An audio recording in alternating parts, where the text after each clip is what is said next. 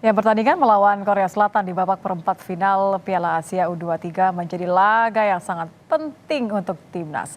Sekaligus penuh emosional bagi pelatih Shin Tae-yong. Seperti apa peluang Indonesia? Kita akan bahas bersama pengamat sepak bola Justin Laksana atau yang biasa disebut dengan Coach Justin. Selamat malam, Coach.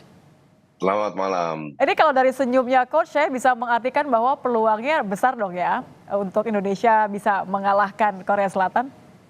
Gini ya, saya tadi lihat beberapa interview kan dengan fans. Itu ada satu hal yang mereka lupa bahwa harus dibedakan antara tim utama dan tim U23. junior U23. Kalau kita bicara tim utama Jepang dan Korea itu pemainnya semua itu main di Eropa. Jadi kalau lawan tim utama kita ya bisa dibilang kalah. Begitu pula juga lawan Australia. Tim utamanya Australia kita sempat kalah kan di Piala Asia. Buktinya U23 kita menang kok. Jordania tim utama itu finalis di Piala Asia. Kita juga bahkan 4-1 kita kemarin ya. injek-injek gitu Jordania. Kita obok-obok itu Jordania. Jadi kita bicara pemain U23 yang nggak ada satu pemain Korea yang main di klub besar di Eropa. Sama kayak kita. Justru mungkin pemain Eropa kita lebih banyak daripada mereka. Artinya kita punya peluang. Definitely kita punya peluang karena ini U23. Hanya apakah menang atau tidak, ini banyak faktor yang Faktornya ya. menentukan. Faktor pertama apa? Ya. Mental. Nggak boleh blunder. Banyak faktor. Salah satu mental. Waktu ketemu Jordania, orang kan bilang, oh ya kita seri cukup. Enggak. Kita masuk lapangan harus punya mindset bahwa kita harus menang. Dan itu ditunjukkan. Babak pertama unggul 1-2-0, babak kedua tetap menyerang terus, mencari gol sebanyak mungkin. Nah ini sebuah mindset yang luar biasa karena lawan Australia, di babak kedua kita main bertahan dan diserang terus. Untung nggak jebol. Keberuntungan untuk tidak jebol ini nggak boleh kita kita andalkan lagi. Kita nggak boleh tergantung sama keberuntungan. Enggak. Nasib kita itu di tangan kita sendiri. Dengan permainan yang kita miliki, kita bisa menang asal kembali lagi akurasi passing tolong ditingkatkan. Terus jangan terjadi individual blunder. Dalam 2 match kita kena 2 penalti loh. Beruntung di match ketiga kita dapat penalti. Nah kalau kita nggak kena penalti lagi kan, itu sebuah plus point. Cuman saya lihat pemain ini sudah belajar dari match pertama, kedua, ketiga. Ada progres yang nyata. Nah progres ini harus ditingkatkan. Jangan kita masuk lapangan dengan, oh ini Korsel luar biasa main di Piala Dunia, bla bla bla. Enggak, kita juga bagus.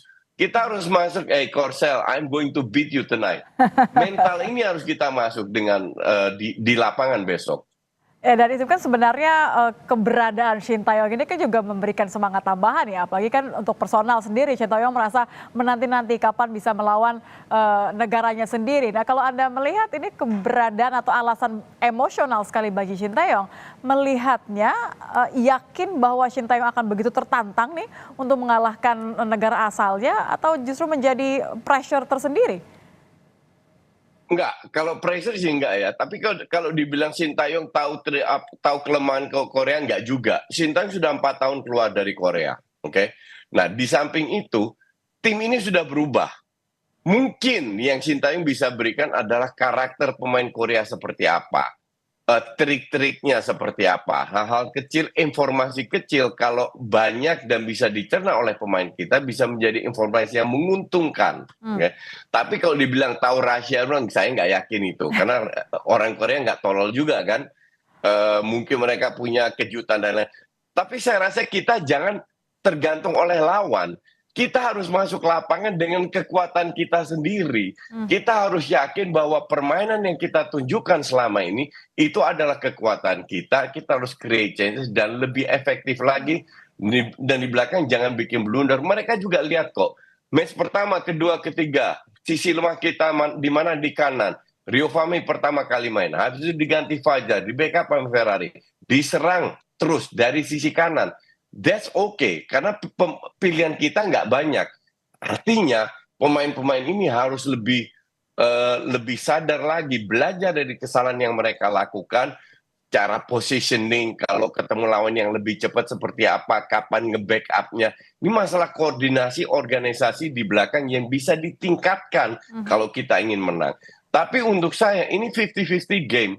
Jadi bukan Korea lebih bagus atau kita lebih jelek, enggak.